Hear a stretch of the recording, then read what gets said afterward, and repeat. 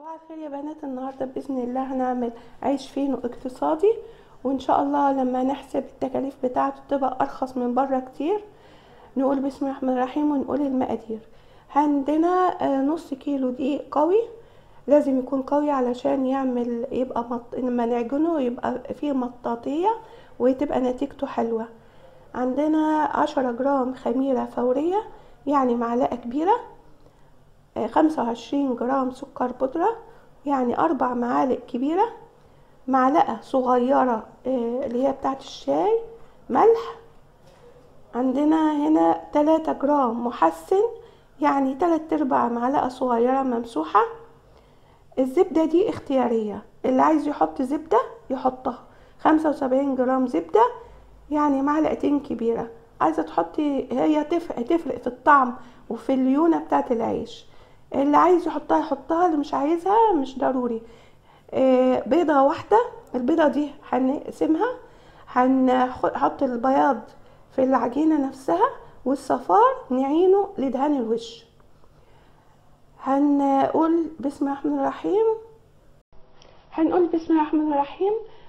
نص كيلو دقيق هنحط عليه الخميرة 10 جرام خميرة اهو المعلقة الكبيرة، وبعدين السكر البودرة نحطه، طبعا هنحطه في ناحية كده، والملح في ناحية تانية، منحطش الاتنين على جنب بعض اهو، ده في ناحية وده في ناحية.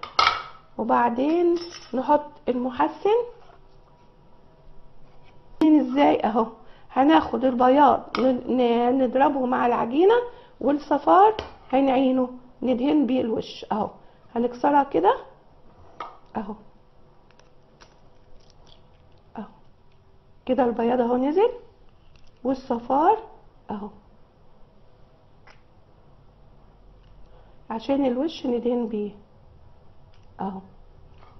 الزبدة دي مش هنحطها دلوقتي خالص، هنحطها في الاخر بعد ما العجينة تتعجن. انا جيت اهو عملت كده اهو، هقلب المقادير دي كده،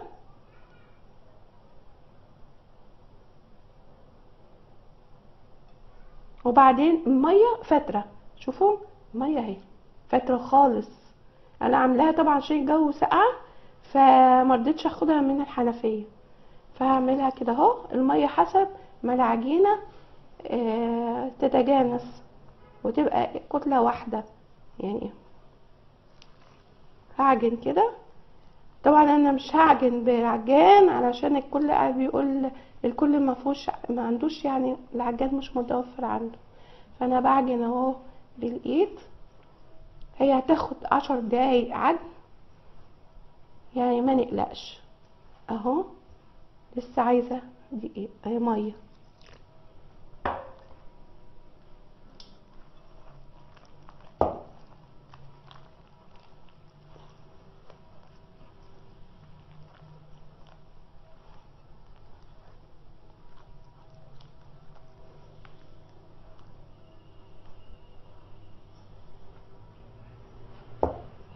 عايزه لسه ميه، احنا نحط الميه على القد.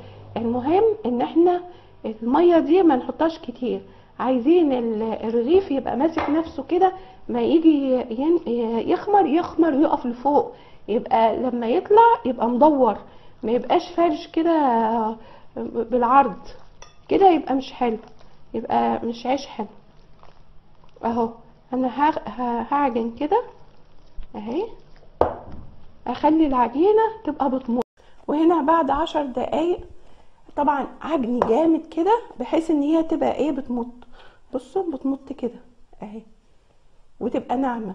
يبقى انا كده اهو انا عجنتها. عايزين بقى شوف بقى هنعملها ازاي.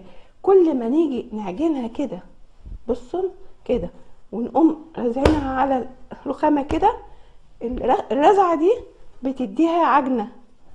بصوا هتلاقيها اتعجنت بمنتهى السهولة. بصوا نعمل كده وبعدين نقوم اخدينها كده ونرزعها كده كده اهي اهي. هنحط بقى الزبدة جواها، طبعا الزبدة هنا تبقى طرية اهي. هنعملها كده، نحاول انها ندخل الزبدة جواها. الزبدة اللي مش عايز يحط زبدة ممكن يحط 50 جرام زيت، يعني هتبقى ارخص. وانا حاطة زبدة جنة يعني مش غالية، بس هتديها ليونة وهتبقى نتيجة حلوة. بصوا لو لاحظتم مش بتلزق في الرخامة اهي. هنعمل كده لغاية ما الزبدة تتجانس جواها. بصوا اهو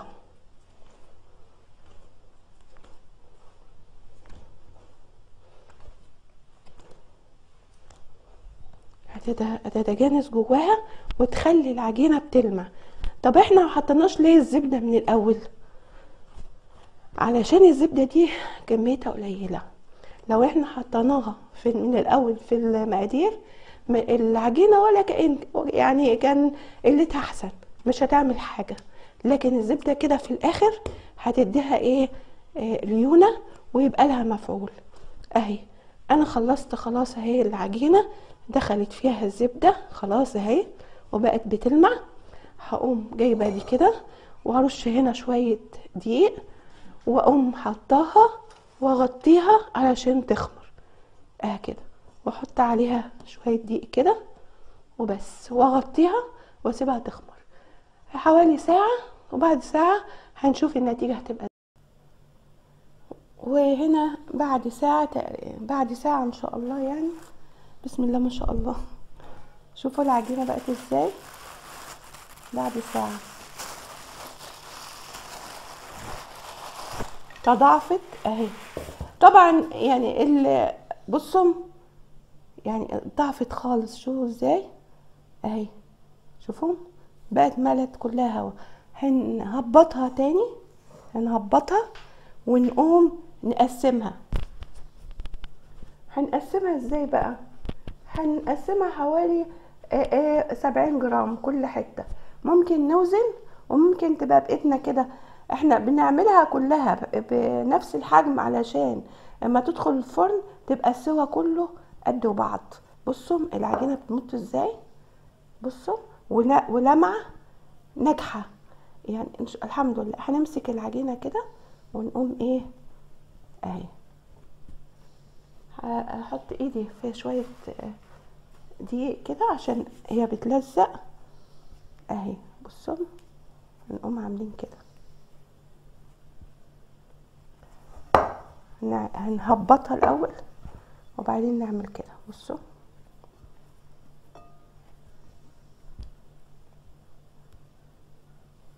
اهي. هنشوفها بقى دي قد ايه. هنرش برضو رشة ملح دقيق هنا على الرخامة ونحطها. بس نشوف الاول حجمها هيبقى قد ايه. هنوزنها واشوف. هفرد على دقيق كده. دي الطريقة دي ظريفة وبتدي نتيجة حلوة.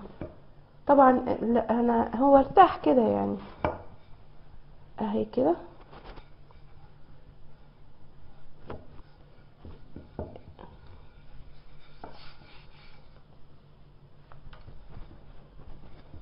هخليها طويلة.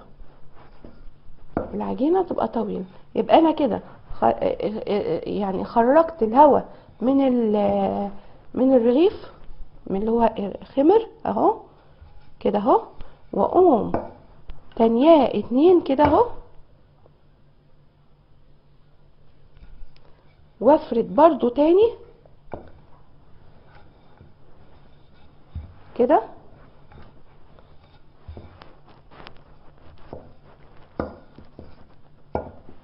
اهي. وهنقوم عاملينه كده نفرده كده نلفه كده. يعني كل واحد حسب مزاجه حسب اللي هو عايزه اهو. انا عايزاه يبقى طعم عامله دي كده كده اهو. ادبسها كده عشان ما يفتحش. احتفظ بيه كده اهو. بصوا كده اهي. واقوم جايبه الصاج وحطاه فيه واسيبه يخمر. شوفوا هو بقى شكله ايه دلوقتي. هنشوفه هيبقى شكله ايه تاني. نعمل واحده تانية اهي. هنعملها كده اهي. الدقيق مهم جدا ان احنا نشتغل عليه عشان ما يلزقش ويبوظ لنا الدنيا.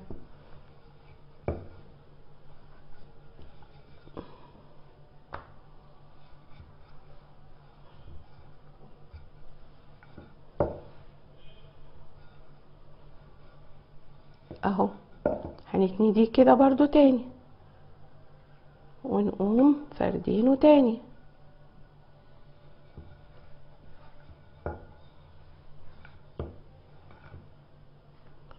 عايزة شوية دقيق اهي. ده يعني عيش ان شاء الله هيطلع حلو ونتيجته حلوة، وجربوه بإذن الله ينجح معاكم.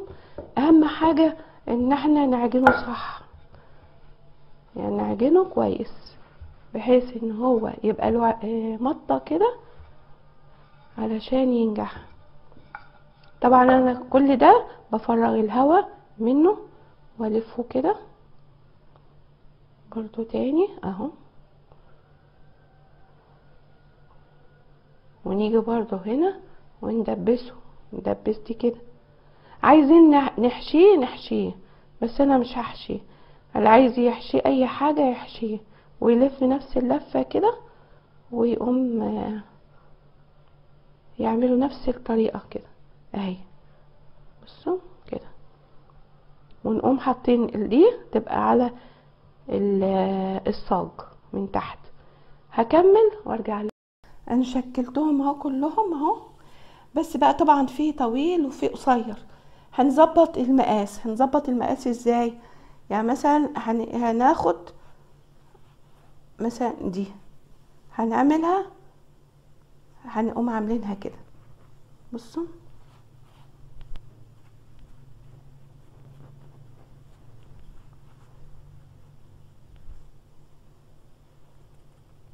اهو، هناخد دي كده جنبها ونعملها بنفس الطول اهي. كله هيبقى نفس السوا. بصوا اهو نفس الطول عشان يبقى هو نفس الحجم، نفس الكمية، ونفس يعني نفس المقدار ونفس الطول. يبقى ياخد هو سوا واحد، ما يبقاش فيه واحد ياخد سوا اكتر من التاني اهو. هنعمل ده كله نفس النظام، كله هيبقى. بصوا يعني العجينة بتدخل جواه يعني اهي. بصوا زي كله قد بعضه. شوف ازاي اهي. نعمل كده اهي.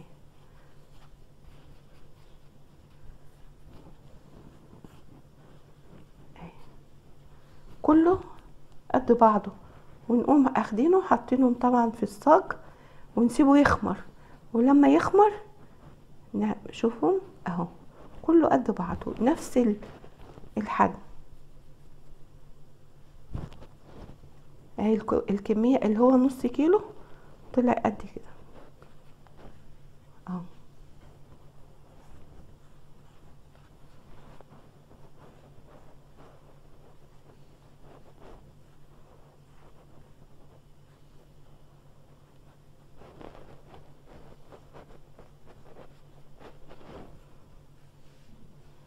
هاخدهم بقى احطهم في الصاج. شكلت اهو واحطه في الصاج بين كل واحد فترة كده علشان لما يجي يخمر ما يلزقش في التاني. هسيبه طبعا على ورق زبدة. بس المهم يعني اللي ما عندوش ورق زبدة اي ورقة يحطها مفيش اي مشكلة. المهم ما يفرش، ما يدهنش زيت ويحطه، علشان الزيت ده بيخليه يلزق في الصاج وبقى مش حلو، والصاج بيطلع مادة كده مش حلوة يعني، بيتحرق، الزيت بيتحرق وبيبقى الصاج مبقاش حلو. هنسيبه بقى يخمر، وبعد ما يخمر هوريلكم شكله ايه. وهنا ما شاء الله اهو بعد ما خمر اخد حوالي ساعة اهو. وهقوم دهناه خفيف كده بالبيض، بالاصفر بيض اللي احنا كنا شلناها في الاول، مع رشة فانيليا، مع شوية نسكافيه كده حبة صغيرين بس، ومعلقة لبن. وهدهنهم بقى كده بالراحة خالص علشان ما تهبطش. واسخن الفرن على 180 وادخله، وان شاء الله لما يطلع اوريه لكم. وهنا بعد ما دهنته اهو حطيت السمسم. طبعا هو هنا اتعوج طبعا علشان في سيجار مخصوص للعيش، بس ماهيش عندي اهو. شوفوا ما شاء الله خمر ازاي، ودهنت اهو ما شاء الله. هسخن الفرن بقى على 180 وادخله وان شاء الله اشوفه هياخد يعني ربع ساعة كده تقريبا ل20 دقيقة. وده خلاص كده طلع ان شاء الحمد لله اهو ما شاء الله. ايه رأيكم في شكله؟ بصوا، وهفتحه لكم بس ما يبرد شوية كده عشان سخن قوي لسه طالع. بصوا من تحت شكله ايه. طبعا المفروض ان احنا كنا حطيناه في قوالب اللي هي العيش، لكن طبعا انا مش عندي. بصوا العيش من ورا شكله ايه. عايزه افتحه، عايزه افتحه كده اشده. تعالوا شدوا معايا. بصوا